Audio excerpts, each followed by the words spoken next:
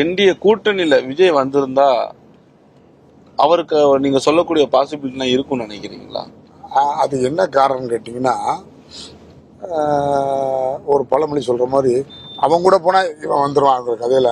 தேசிய ஜனநாயக கூட்டணியை பொறுத்த வரைக்கும் அது ஒரு மாபெரும் கூட்டணி.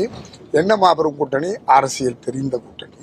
அந்த கூட்டணியில இந்த நீங்க சொல்ற விஜய் வந்திருந்தாருன்னா இந்த நெளிவு சுழிவு தெரிஞ்சிருக்கும், பாதை ஓரளவுக்கு தெரிஞ்சிருக்கும். இப்போ அவர் பாதை ரொம்ப ஈஸியா அவர் ஒரே ஒரு கணிப்பு இருக்கார், தமிழகம் முழுவதும் அவரை தெரியும் அப்படிங்கிற ஒரு காரணத்துக்காக மக்கள் ஓட்டு போடுவாங்க. ஆனால் அது எனக்கு சந்தேகம் தான்.